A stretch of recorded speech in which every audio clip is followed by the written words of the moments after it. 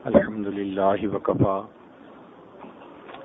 وسلام على عباده الذين اصطفى أما بعد أعوذ بالله من الشيطان الرجيم بسم الله الرحمن الرحيم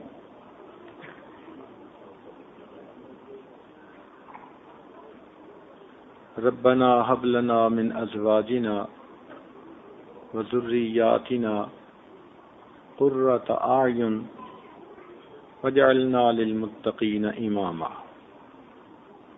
سبحان ربك رب العزة عما يصفون وسلام على المرسلين والحمد لله رب العالمين اللهم صل على سيدنا محمد وعلى آل سيدنا محمد وبارك وسلم اللهم صل على سيدنا محمد وعلى آل سيدنا محمد وبارك وسلم اللهم صل على سيدنا محمد وعلى آل سيدنا محمد وبارك وسلم.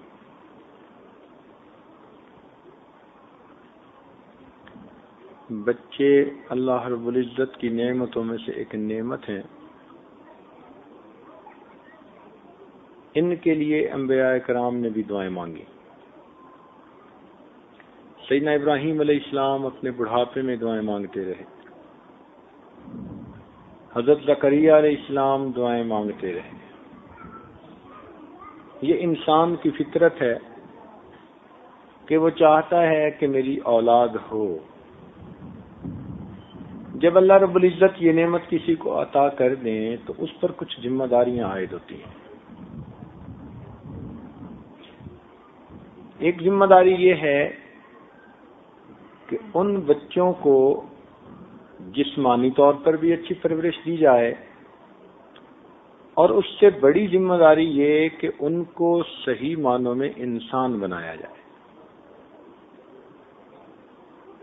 یہ نہ ہو کہ کھا پی کے گھوڑے کی طرح پل تو جائے مگر اس کے اندر انسانیت نام کی کوئی چیز ہی نہ ہو. تو یہ دو ذمہ داریاں ہیں. فطری طور پر ماں باپ کو اس کی فکر ہوتی ہے اور اس کا ثبوت قرآن مجید سے بھی ملتا ہے. توجہ فرمائیے کہ حضرت عمران علیہ السلام کی بیوی حاملہ ہیں. اس وقت سے وہ دعا مانگتی ہیں رب انی نذرت لک ما فی بطنی محررا فتقبل منی. یعنی ابھی بچہ ماں کے رحم میں ہے, ولادت بھی نہیں ہوئی, مگر ماں کو اس وقت سے فکر ہوتی ہے اپنی اولاد کی, اور نیک مائیں اس وقت سے اپنے رب سے اس بچے کی نیک بختی کی دعائیں کرتی ہیں. نیک والد کو بھی اولاد کی فکر ہوتی ہے,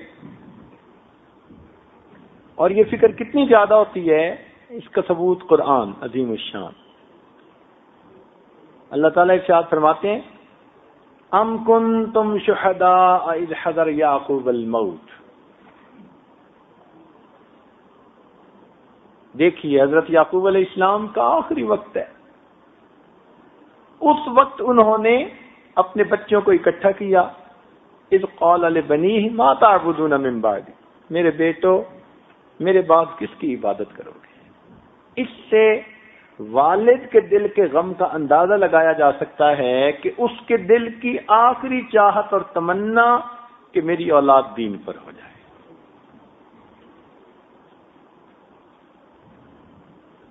تو ان دونوں آیتوں سے یہ اندازہ ہوتا ہے کہ ماں باپ اگر نیک ہوں تو ان کو اولاد کی کتنی فکر ہوتی ہے. بچوں کی حیثیت ایک مولٹن میٹل کی سی ہے. اس کو جس سانچے میں آپ ڈال دیں یہ وہی شکل اختیار کر لیں گے. ایک دفعہ یہ ڈھل گئے تو پھر دوبارہ کسی کام کے نہیں.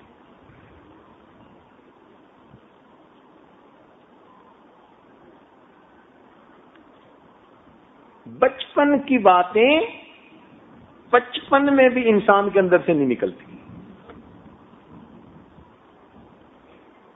اس لیے یہ بچپن کی عمر بچوں کی بڑی قیمتی عمر ہوتی ہے.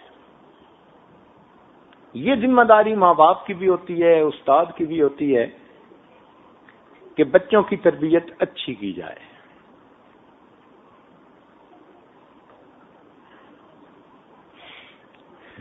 اس عاجز کو 1976 سے مدارس کے بنانے اور چلانے کا اللہ نے موقع دیا.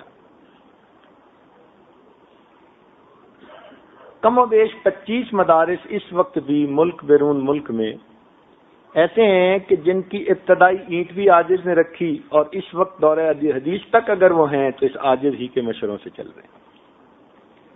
ان میں ہزاروں بچوں کے کیسز ہمیں ڈیل کرنے کا موقع ملا. کوئی پڑھتا نہیں، کوئی بڑا بریلینٹ ہے، کسی کے ماں باپ کی چاہت ہے حافظ بنے، بچہ نہیں بنتا. کہیں بچے کی چاہت ہے حافظ بنوں، ماں باپ نہیں چاہتے، وہ انگریزی کے دل دادا. عجیب و غریب قسم کے کیسز ڈیل کرنے کا موقع ملا. مختلف عمر کے بچوں اور بچیوں کے علیحدہ علیحدہ پرابلم بھی سامنے آئے. اس لیے کہ جب مدارس چلائے جاتے ہیں تو پھر پرابلم سارٹ آؤٹ کرنے ہوتے ہیں. ہر کیس، ہر بچے کا انڈیویجول کیس ہوتا ہے. استاد کو دیکھنا ہوتا ہے کہ اس بچے کو میں نے کیسے چلانا ہے. بعض بچے آنکھ کا اشارہ پہچان لیتے ہیں، بعض بچوں کو ڈانٹ ڈپٹ کرنی پڑ جاتی ہے. جیسی روح ویسے فرشتے. یہ اب استاد کے اوپر منحصر ہے کہ وہ بچے کو کتنی انڈیویجول اٹینشن دیتا ہے. اسی لیے امریکہ میں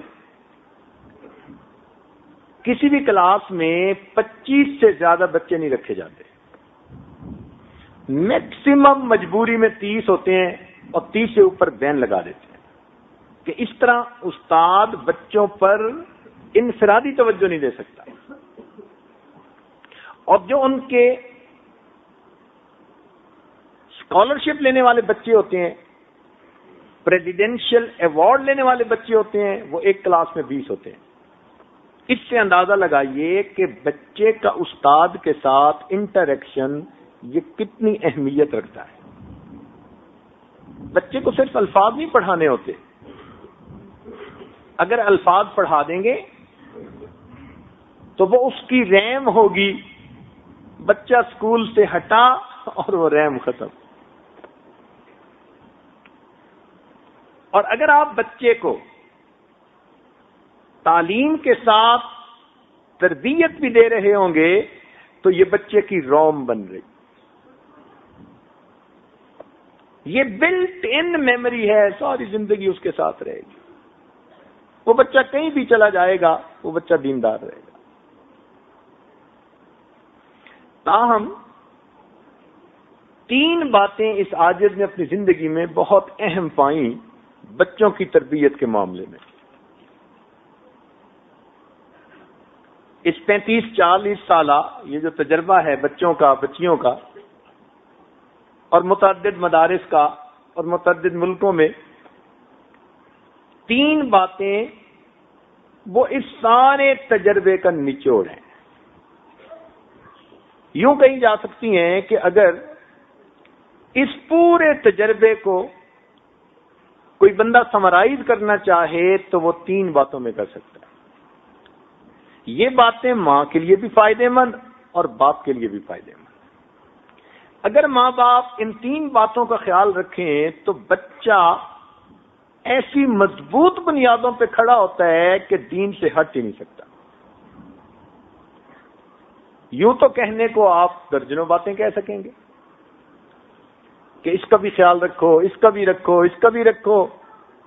کتابوں پہ کتابیں لکھی ہوئی ہیں تربیت الاولاد کے بارے میں، مگر جسے تھمب رول کہتے ہیں وہ اگر ہمارے ذہن میں بیٹھ جائیں کہ ہم نے بچے کی کن باتوں کو مضبوط کرنا ہے، ان پہ بچے سے کوئی کمپرومائز نہیں.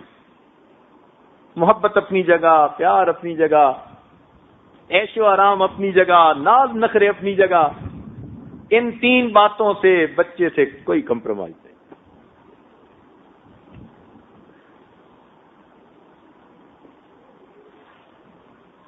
ان 3 باتوں سے پہلی بات کہ بچے کو ہمیشہ سچ بولنے کی عادت ڈالیے۔ یہ چیز آپ کو ہلکی سی محسوس ہوگی، مگر سچ کی اتنی برکت ہے، اللہ رب العزت کے ہاں سچ اتنا مقبول ہے کہ سچ کے صدقے بندے کو دین دنیا کی کامیابیاں ملتی۔ اگر کبھی سچ کے باطنی فائدے ہمیں محسوس ہو جائیں اور سچ کی وجہ سے جو برکتیں زندگی میں آتی ہیں وہ محسوس ہو جائیں، تو ہم تو سچ کی خاطر کٹ مرنے کو تیار ہو جائیں۔ اس پہ محنت نہیں ہوتی، ہمارے ماں باپ اس پر محنت نہیں کرتے۔ بالخصوص بچہ سچ بولتا ہے تو بھی بہت اچھا، کبھی درمیان میں بہانے بنا جاتا ہے، یعنی جھوٹ کو شیطان نے خوبصورت نام دے دیا، بہانہ۔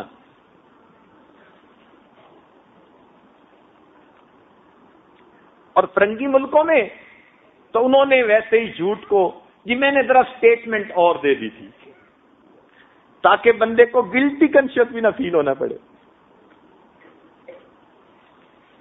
یہ سچ انسان کی زندگی میں ایک مین کالم کی حیثیت رکھتا ہے۔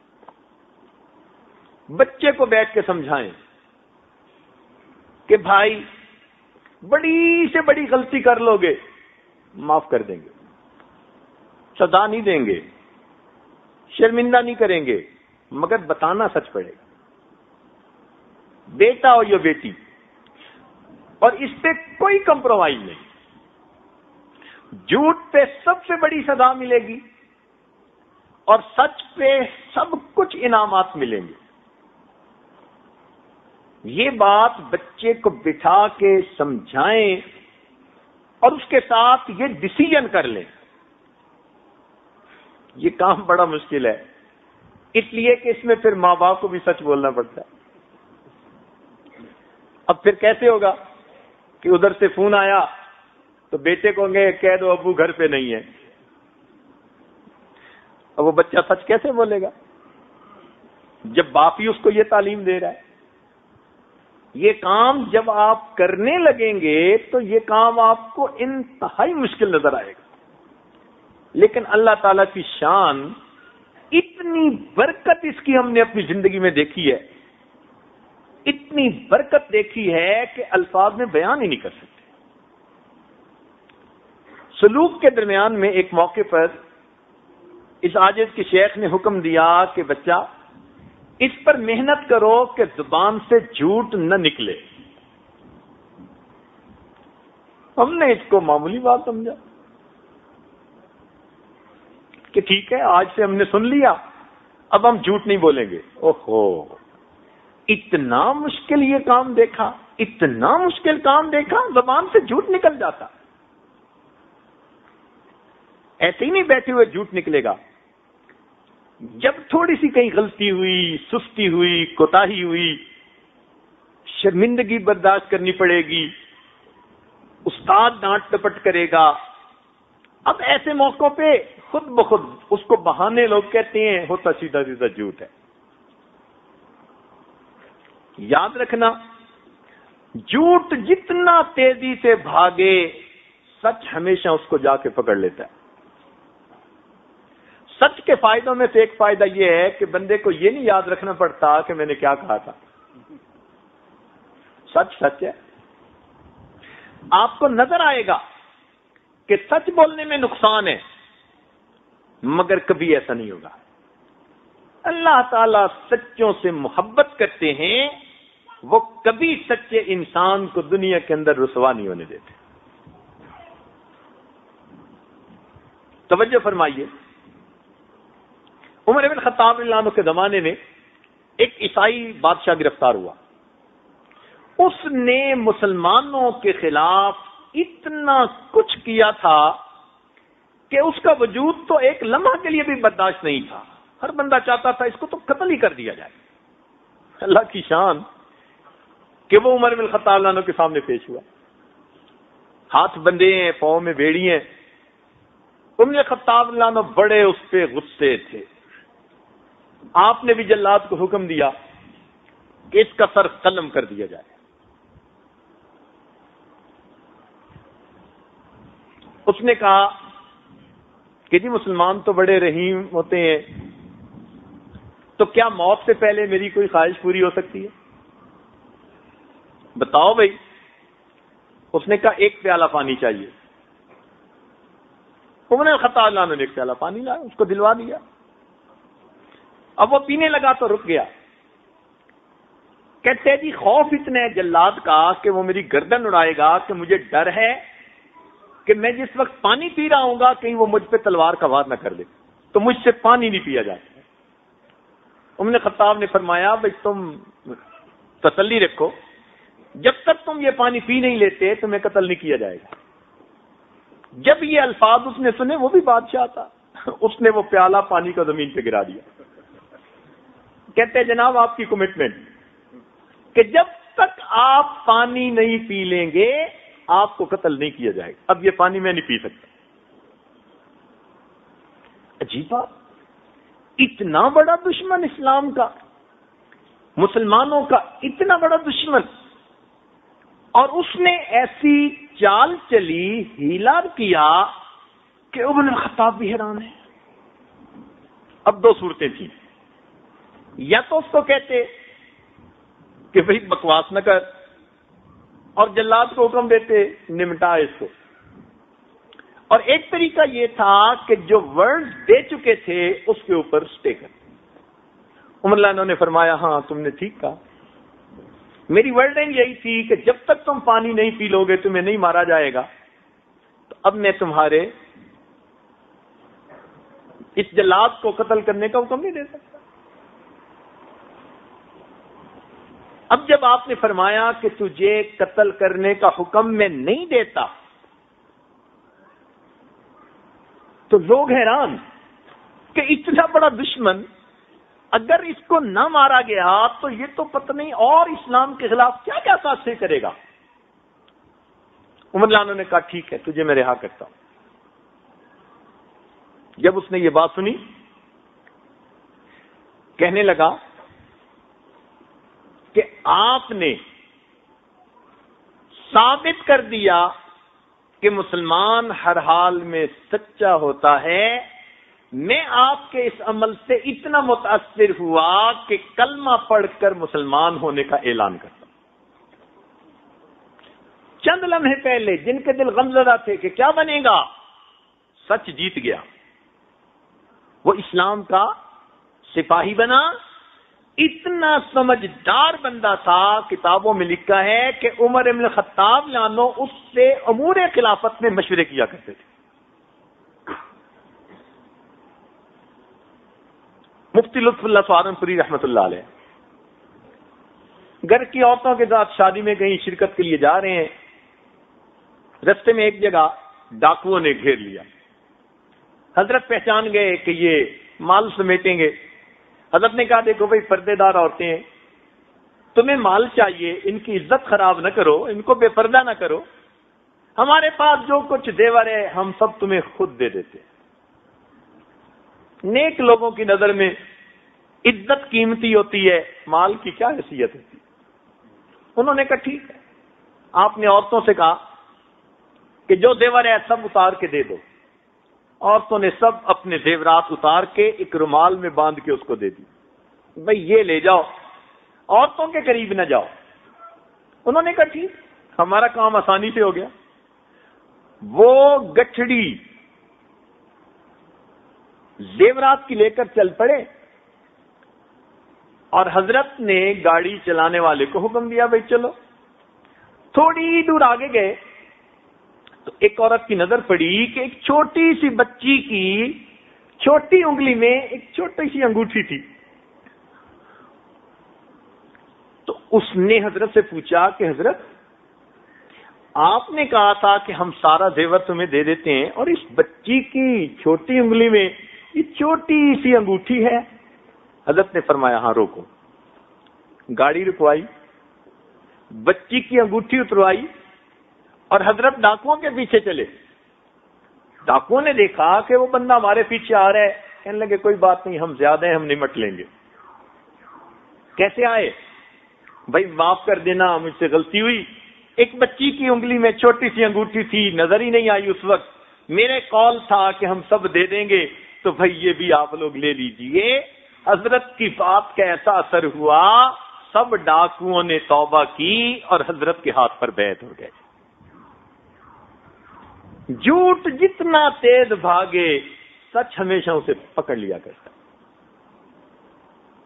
میرے دوستو، سچ کو آزما کے دیکھو، یہ سب سالکین کے لیے بھی ایک نصیحت ہے۔ اپنی زندگی میں سچ کو آزما کے دیکھیں ذرا، اتنے مزے کی زندگی ہو جائے گی نا کہ آپ کو اس دنیا میں اللہ رب العزت جیسے جنت کا سکون ملتا ہے، آپ کو وہ سکون ملے گا۔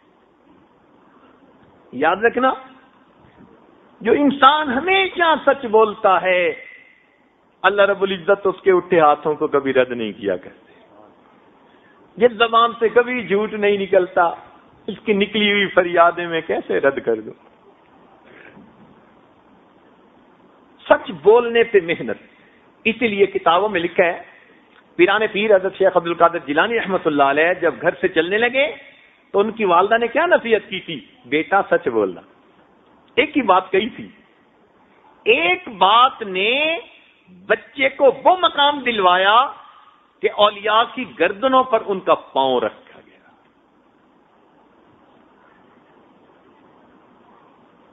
اس کو زندگی میں آزمائیے، عہد کر لیجئے، آج کے بعد جھوٹ نہیں بولنا، رانگ سٹیٹمنٹ نہیں دینی۔ شرمندگی ہوگی تو یہی کی ہوگی نا، 2 منٹ کی بات ہے، معذرت کر لیں گے، معافی مانگ لیں گے، تسلیم کر لیں گے، ناکی کا مسئلہ ہے نا۔ مگر سچ کی برکتیں آپ اتنی دیکھیں گے حیران ہو جائیں گے۔ تو بچے کو بتائیں کہ اس پہ کوئی کمپرومائز نہیں، ہم جھوٹ نہیں برداشت کر سکتے۔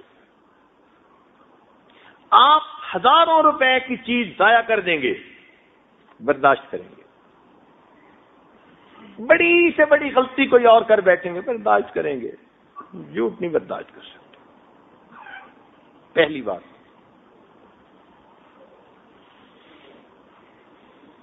بلکہ الہی بخش کاندلی رحمت اللہ علیہ کا واقعہ مشہور ہے کہ ہندوؤں نے کہا کہ ہم یہاں مندر بنائیں گے، مسلمانوں نے کہا مسجد بنائیں گے۔ پھر مسلمانوں سے انگریز جج نے پوچھا کہ بھئی کوئی بندہ ہے جو درمیان میں گواہی دے اور معاملہ سمٹ جائے؟ تو شاہ عبد العزیز رحمۃ اللہ علیہ کے شاگردوں میں ایک بزرگ تھے، مفتی الہی بخش کاندلی رحمۃ اللہ، ان کا نام لیا گیا۔ انہوں نے سچ کہہ دیا کہ جی ہندوؤں کی ہے، کہ مندر بنا سکتے ہیں، کہ جب ان کی زمین ہے تو جو چاہیں بنائیں۔ تو انگریز نے فیصلہ لکھا، آج کی اس مجلس میں مسلمان تو ہار گئے مگر اسلام جیت گیا۔ مسلمان تو ہار گئے مگر اسلام جیت گیا۔ اور یہ ایسی بات تھی کہ اس کو سن کر وہ کافر کہنے لگے کہ جج صاحب آپ نے تو فیصلہ سنا دیا، ہمارا فیصلہ بھی سن لیجئے، ہم کلمہ پڑھ کر مسلمان ہوتے ہیں، اپنے ہاتھوں سے اس جگہ پر مسجد بنائیں گے۔ جھوٹ جتنا تیز دوڑے، سچ ہمیشہ اسے پکڑ لیا کرتا۔ بس یہ بات دل میں بٹھا لیجیے، اتنی برکتیں سچ کی ہیں نا کہ ہم اس کا الفاظ میں احاطہ نہیں کر سکتے۔ اس لیے ہمارے مشائخ نے کہا کہ 2 ہی تو باتیں ہیں جو سلوک طے کرنے کے پر ہیں، ایک رزق حلال اور دوسرا صدق مقام۔ اور آج ان دونوں باتوں میں کمی کوتاہی کی وجہ سے روحانی طور پر ہم پیچھے ہوتے ہیں۔ تو خیر، ایک بات سچ بولنا، اور دوسری عادت بچے کے اندر جو پیدا کرنی چاہیے وہ نماز کا اہتمام۔ نماز تو پڑھتے ہی ہیں بچے، بچپن سے اس کو نماز کا اہتمام سکھانا ہے۔ تسلی سے وضو کرنا ہے، پاکیزگی کا خیال رکھنا ہے، وقت پہ نماز پڑھنی ہے تکبیر اولا کے ساتھ اگر وہ بیٹا ہے، اذان کی آواز سنے بیٹی نے پہلے نماز پڑھنی ہے، کام بعد میں دیکھے جائیں۔ تو نماز کو اہتمام سے پڑھنا، اس کے اندر ایک فائدہ تو یہ کہ اس بچے کے اندر پاکیزگی آ جاتی ہے، کیونکہ بے نمازی بچہ تو استنجے کا بھی خیال نہیں کرے گا، اور اگر نماز پڑھے گا تو کپڑوں کی پاکیزگی کا خیال رکھے گا، تو پاکیزگی بھی آ گئی، وقت کی پابندی بھی آ گئی۔ اگر بچہ باجماعت تکبیر اولا سے نماز پڑھے گا تو وقت کا پابند رہے گا، پتہ ہوگا امی بھی نوٹ کر رہی ہے، ابو بھی پوچھیں گے، اور جھوٹ بول نہیں سکتا، اس لیے مومن سب کچھ ہو سکتا ہے، جھوٹا نہیں ہو سکتا۔ تو دوسری بات، نماز کے اہتمام پر محنت کیجیے، اس سے راضی نہ ہو کہ نماز پڑھتا ہے، نہ نہ نہ، فرق ذرا سمجھنے کی کوشش فرمائیں۔ اس سے خوش نہ ہو جائیں کہ بچی نماز پڑھتی ہے اور بچہ نماز پڑھتے نہیں، نماز کا اہتمام۔ اس لیے بچے کو دیکھیں کہ جلدی جلدی نماز پڑھ رہا ہے تو نہیں، اس پہ کمپرومائز نہیں ہے، بچپن سے اس عمل کی اہمیت اس کے دل میں بیٹھے، اس میں کوئی ہینکی پھینکی نہیں چلنی، مجھے نماز پرسکون ہو کر پڑھنی ہے، تسلی سے پڑھنی ہے۔ تو اگر آپ نماز کا اہتمام اس کو سکھائیں گے تو آٹومیٹکلی اللہ تعالی کے ساتھ ایک قرب کا رشتہ اور تعلق اس بچے کا ڈیولپ ہونا شروع ہو جائے گا۔ بچے کو بتائیے کہ بھئی آپ نے نماز تو پڑھی، کس کیفیت کے ساتھ پڑھی؟ تو جب بچپن سے یہ سنے گا کہ ابو بھی کہتے تھے کس کیفیت کے ساتھ پڑھی، تو اس کو پتہ چلے گا کہ یہ بھی زندگی کا کوئی مقصد ہے۔ آج تو اس مقصد کو ہم بھولتے ہی چلے جا رہے ہیں کہ ہم نے بھی ان تعبد اللہ کا انک تراہ فإن لم تکن تراہ فإنہ یراک، چنانچہ گھر میں عورتیں نماز پڑھ لیتی ہیں، اس بات سے نیک لوگ خوش ہو جاتے ہیں، جی بیوی نماز پڑھتی ہے۔ کبھی ہم نے اس سے یہ بھی پوچھا کہ کس کیفیت کے ساتھ پڑھتی ہے؟ خلق الموت والحیات لیبلوکم ایکم احسن عملا۔ ایک نماز اگر ایسی پڑھ لی نا، 2 رکعت، من صلی رکعتین، حدیث پاک میں ہے جس بندے نے 2 رکعت اس طرح سے پڑھی کہ اس کے نفس میں کوئی باہر کی دنیا کا وسوسہ نہیں آیا، غفر لہ ما تقدم من ذنبی، 2 رکعت پر اللہ پچھلے سب گناہوں کو معاف فرما دیتے۔ تو اس پر نماز کے اہتمام پر کنسنٹریٹ کیجیے۔ بچے کو وضو کرتے ہوئے دیکھیے صحیح کر بھی رہا ہے یا نہیں، اس کی پاکیزگی کے بارے میں اس سے پوچھیے، بھئی آپ کیسے طہارت کرتے ہو اپنے جسم کی؟ آپ حیران ہو جائیں گے، بڑی بڑی عمر کے بچے وہ بس نام بناتے ہیں جی نماز پڑھ رہے ہیں، اور اس کوتاہی کی وجہ سے جو نماز کی برکتیں بندے کو ملنی ہوتی ہیں وہ اس بچے کو مل نہیں رہی ہوتی۔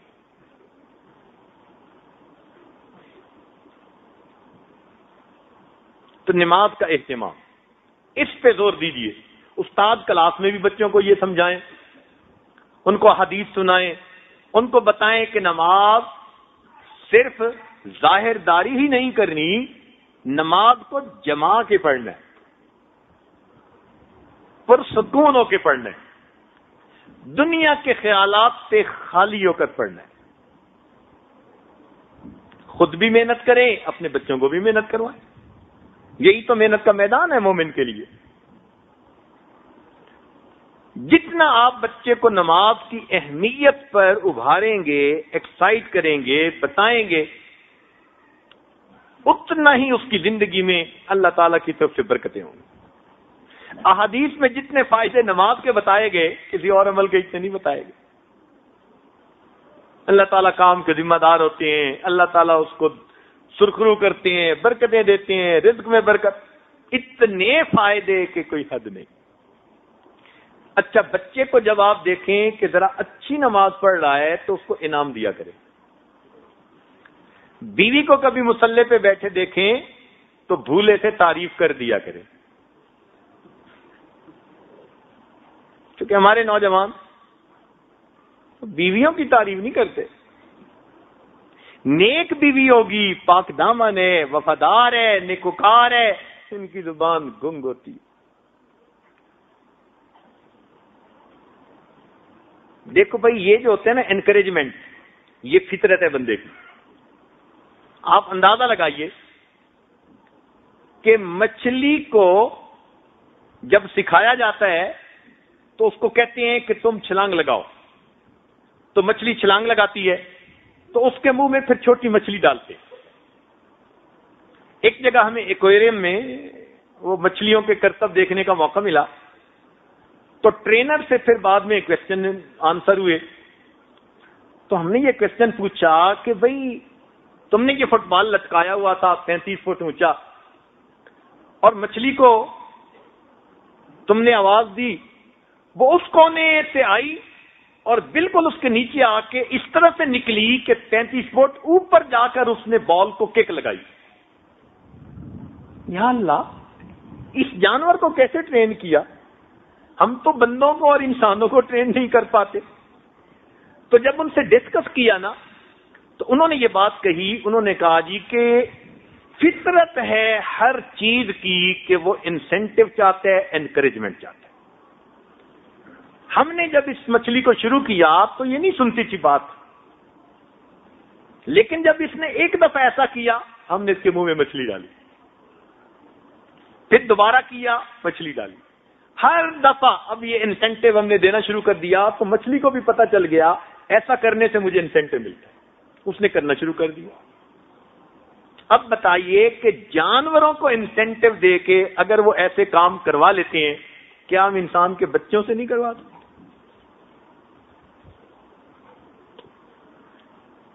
بچہ بھی انسینٹو چاہتا ہے، عورت بھی انسینٹو چاہتی ہے. آپ جائز کام میں اس کی تعریفیں کیجئے. کبھی آپ گھر آئے، اس کو مصلی پہ تلاوت کرتے دیکھا، تسبیح پڑھتے دیکھا، آپ تعریف کیجئے، دل کھول کے تعریف کیجئے کہ مصلی پہ بیٹھی تو مجھے بہت اچھی لگتی ہیں، آج تو دیکھ کے میرا دل خوش ہو گیا، آج میں بہت خوش ہوں آپ کو اس طرح دیکھ کے. آپ دیکھیے آٹومیٹکلی آپ کی اہلیہ مصلی کے اوپر بیٹھنے کی پابند ہوتی چلی جائے. تو یہی حال بچے کا، کہ جب بچے کو آپ دیکھیں کہ اچھا وضو کیا، صاف رہتا ہے، سچ بولتا ہے، اس کو انسینٹو دیا کریں، اس کو انعام دیا کریں. انعام کی مقدار کا نہیں ہوتا، انعام کا لفظ ہی اللہ کا انعام ہے. کہہ دو نا جی کہ میں انعام دوں گا، فطرت ہے، اسی سے خوشی ہو جاتی ہے. تو پہلی بات سچ بولنے کی تلقین، اور دوسری بات نماز کا اہتمام. اور ان کو بتائیں کہ اس پہ کوئی کمپرومائز نہیں ہے، اس پہ ہم کوئی آپ کی کمزوری برداشت نہیں کر سکتے. تیسری بات، بچوں کو خدمت کی اہمیت سمجھائیں. کام کاج جو گھر کے کیے جاتے ہیں اس پر کیا اجر ملتا ہے. ماں کی خدمت، باپ کی خدمت، بڑوں کی خدمت، استاد کی خدمت. خدمت کا جذبہ بچپن سے بچے کے دل میں ڈال دیجیے. مان لیا کہ آپ ملٹائی ملینر ہیں، آپ کے گھر میں کام کرنے والے 1 درجن نوکر موجود ہیں، مگر بچے کو کہیں کہ اپنے کام خود کرے، بلکہ دوسروں کے بھی کام یہ کر کے دکھائے. بچپن سے اس کو شہزادہ بنا دیا، آپ نے بچے کو خراب کر دیا. آج تو پانی کا گلاس بھی نہیں خود پی سکتے بچے، وہ بھی دوسرے کو کہتے ہیں کہ لائیے. اس خدمت کے جذبہ نہ ہونے کی وجہ سے پھر بچے بہت بڑی نعمت سے محروم ہو جاتے ہیں. طبیعت میں سستی، کاہلی آ جاتی ہے. یہی نہیں کہ پھر یہ دوسروں کی خدمت نہیں کرتے، ان کو کام کاج بھی پھر بوجھ نظر آتا ہے. اس لیے آج شکایت ہے اکثر ماں باپ کی طرف سے، بچے کام میں دلچسپی نہیں لیتے. بھئی آپ نے بچپن میں کون سی خدمت سکھائی ہے اس کو؟ بچپن میں خدمت سکھاتے، آج بچوں کے اعضاء ریفلیکسز کے اندر نرمی ہوتی اور بچے خود بخود دوڑ بھاگ کے اپنا کام کر رہے ہوتے ہیں.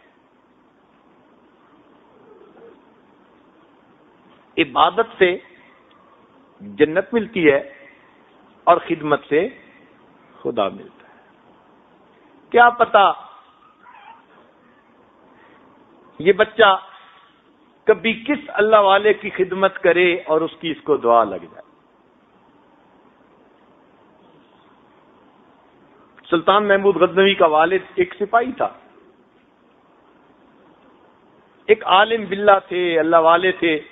اس کو اس نے گھر پہ ٹھہرایا اور 3 دن اس کی خدمت کی تو انہوں نے جاتے ہوئے اس کو دعا دے دی. اللہ نے سپاہی سے اس کو فوج کا جرنیل بنا دیا اور بیٹا وقت کا بادشاہ بنا. اس کو بتائیے کہ معذوروں کی خدمت کی جاتی ہے، بوڑھوں کی خدمت کی جاتی ہے،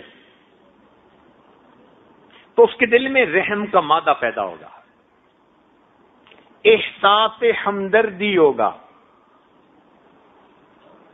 اس ایک لفظ خدمت کی وجہ سے اس بچے کے اندر اچھے اخلاق آتے چلے جائیں گے. جب دوسروں کی بات سنے گا جو بڑے ہیں تو پھر ماں باپ کی کیوں نہیں سنے گا؟ آج اس کو خدمت بتائی نہیں، وہ ماں باپ کی بھی نہیں کرتے.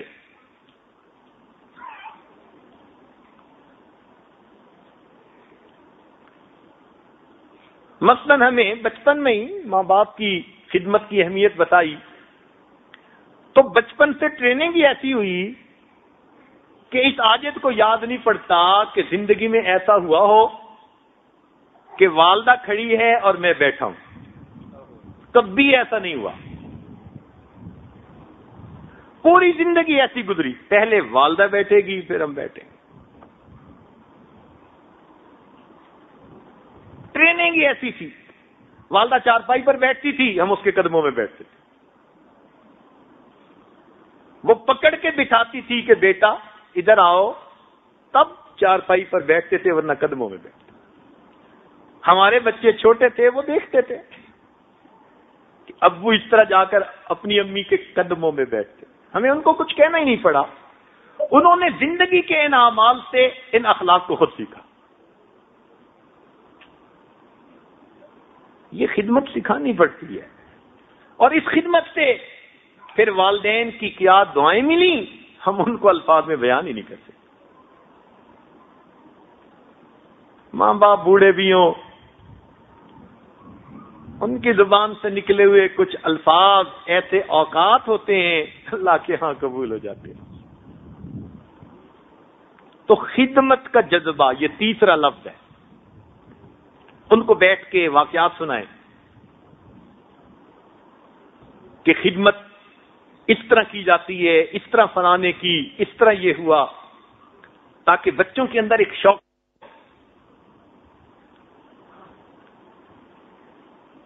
ہمارے ایک دوست تھے، توجہ سے بات سنیے چونکہ میں مکمل کرنا چاہ رہا ہوں. وہ ایک بڑے بزرگ تھے، ان کے گھر میں گئے، بات ذرا توجہ سے سنیے گا.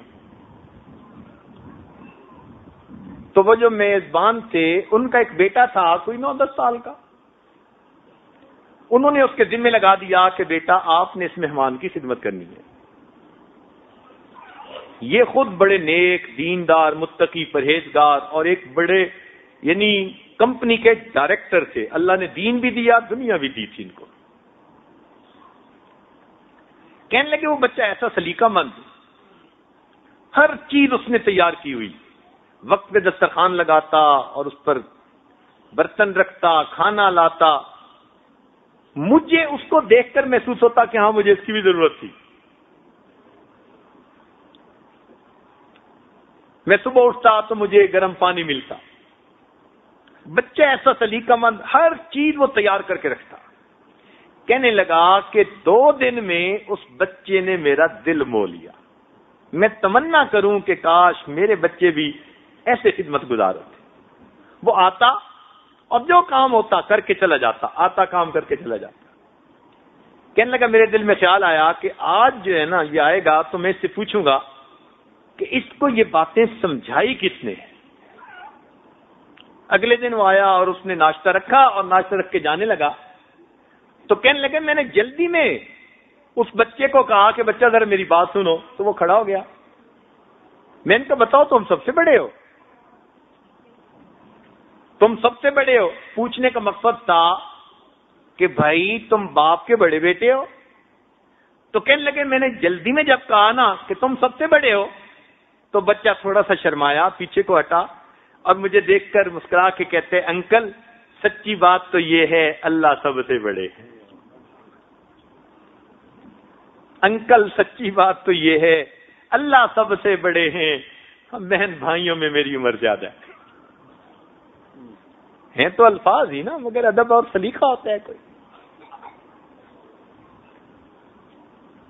تو یہ تربیت کہلاتی ہے. تو 3 باتیں ذہن میں رکھیے, ان کو آزما لیجئے. ہمیشہ آپ اس کا اتنا فائدہ دیکھیں گے کہ آپ کہیں گے کہ ہمیں کسی درویش نے کوئی 3 ہیرے اور موتی تحفے میں دے دیے تھے. 100 سبق پڑھنے کی بجائے یہ 3 باتوں کا سبق پڑھ لیجئے. انشاءاللہ بچے کی تربیت ایسی ہوگی, آپ کا دل خوش ہوگا بچے کو دیکھ کے, آپ کی آنکھیں ٹھنڈی ہوں گی. آپ کہیں گے ربنا ہب لنا من ازواجنا وذریاتنا قرۃ اعین. اللہ تعالیٰ جزائے خیر عطا فرمائے ان بچوں کو جنہوں نے محنت کی اور انعامات حاصل کیے. بہت خوشی ہوئی ان بچوں کے نام سن کر کہ جو پابندی سے کلاس میں آتے رہے. انعام لینے سے بھی زیادہ خوشی ان کی لی ہوئی. انعام تو کسی نے لینا ہی ہوتا ہے, انعام لینے کا کیا. اس کی خوشی ہوئی کہ پابندی سے اتنے بچے اور بچیاں وہ کلاس میں آتے رہے. یہ بڑی اچیومنٹ ہے. اللہ تعالیٰ اس ادارے کو دن دگنی رات چوگنی ترقی نصیب فرمائے, اور جن اساتذہ نے یا معلمات نے محنتیں کی اللہ تعالیٰ ان کو بھی اپنے مقبول بندوں اور بندیوں میں شامل فرمائے. جس ادارے کے معاونین ہیں اللہ تعالیٰ ان کو بھی اپنے مقربین میں شامل فرمائے, اور ہم حاضرین کو بھی اللہ ان کی برکتوں سے محروم نہ فرمائے. وآخر دعوانا ان الحمدللہ رب العالمین. سبحان ربی العلی الوہاب. اللہم صلی علی سیدنا محمد وعلی آل سیدنا محمد. ربنا ظلمنا انفسنا وان لم تغفر لنا وترحمنا لنکونن من الخاسرین. اے مالک ہم آپ کے عاجز مسکین بندے ہیں, ہمارے گناہوں کو معاف فرما, ہماری خطاؤں سے درگزر فرما. اے اللہ جتنے بچے بچیاں ہیں یہاں موجود سب کو اپنے نیک بندوں بندیوں میں شامل فرما, سب کے سینوں کو علم کے نور سے منور فرما. اے اللہ ان سب کو اپنی رحمتوں سے خصوصی حصہ نصیب فرما. میرے مولا ان کے ماں باپ کے دلوں کو ان کی طرف سے خوش فرما. اے اللہ ان بچوں کو آنے والے وقت کی اے اللہ بڑی کامل ہستیاں بننے کی توفیق عطا فرما. ان کو دین اور دنیا کی سعادتیں نصیب فرما. ان کو ہر مصیبت سے محفوظ فرما, ہر دکھ سے محفوظ فرما, برا چاہنے والوں کی برائی سے محفوظ فرما, دوستوں کی دوستی کے رنگ میں دشمنی کرنے والوں سے محفوظ فرما. اے اللہ ان کو بری صحبت سے محفوظ فرما. میرے مولا ہماری ان دعاؤں کو اپنی رحمت سے قبول فرما. اے اللہ جو نیک تمنائیں بچوں کے دل میں ہیں, ماں باپ کے دل میں ہیں, اساتذہ کے دل میں ہیں, سب نیک تمناؤں کو پورا فرما. جو مانگا وہ بھی عطا فرما, جو مانگنا چاہیے تھا نہیں مانگ سکے وہ بھی عطا فرما. ربنا تقبل منا انك انت السميع العليم تب علينا انك انت التواب الرحيم. صلى الله تعالى على حبيبه سيدنا محمد وآله وأصحابه أجمعين برحمتك يا أرحم الراحمين.